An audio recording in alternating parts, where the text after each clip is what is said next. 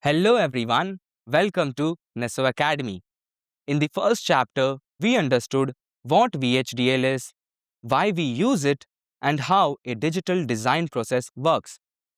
But an important question comes, how do we actually write VHDL code? In VHDL, we don't write random codes. We follow a fixed structure.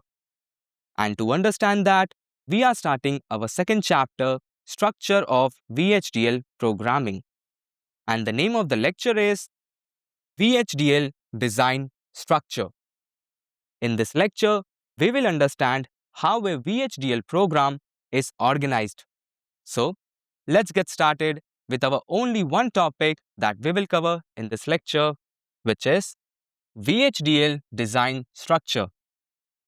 Now, to understand this VHDL design structure, let's take an example of a simple AND gate implementation using VHDL code. So, this is VHDL code for AND gate. Now, don't worry about the syntax. We will see its syntax in much more details in upcoming lectures. Just focus on the structure. Now, every VHDL design follows a fixed structure, and that structure is very much important because it makes design clear and it separates different parts of the system. So, a VHDL design is divided into three main components. The very first is library, then second one entity, and the last one is architecture. To understand this easily, let's take an example.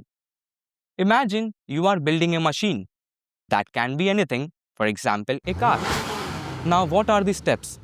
First, you collect tools and materials. Then, you define what system should do or what machine should do. Then, in the last, you define the internal working or you build the internal circuitry of the machine. In the same way, library acts as a tools and materials. Entity is like what system should do. Then, architecture defines the internal circuitry of the system. So, this is exactly how a VHDL program is structured. So, let's see their definitions one by one. The very first one is library. Now, library is collection of pre-compiled design units, including packages, functions, and data types that enables reuse. Now, pre-compiled design units means already compiled or ready to use codes. And what are data types, functions, and packages? In simple words, data types defines what kind of data that you want to use. Example, bits, standard logic. Then functions. Function means reusable task that we can call it whenever we need it in the code. Then we have package. Package is like a collection of items which includes data types, constants, functions. So overall, library is like a support system which contains data types, functions, and predefined packages. Now, without library, we can't even define basic signals. So overall, library tells the compiler that what are the resources and what are the data types we are using. I hope you understand the definition of library. Next comes entity. So, entity defines input and output ports that describe the interface only. Now, important point to note that there is no internal logic is defined over here. Now, what that mean? It means entity defines inputs and outputs. That's it. Entity does not contain any internal logic. Overall, entity tells what system should do and not how it is built. Now, our next part or the most important part is architecture. Architecture defines internal working that contains logic implementation.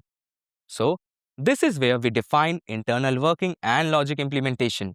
Means this is where the actual circuit is described. So, overall, architecture tells how the system should work. So, we have seen that we can take support from library, we can define inputs and outputs using entity, and then architecture can be used to create or to describe the internal logic of the system. So, this is the structure that every VHDL program follows. In this way, we have completed our only topic, VHDL design structure.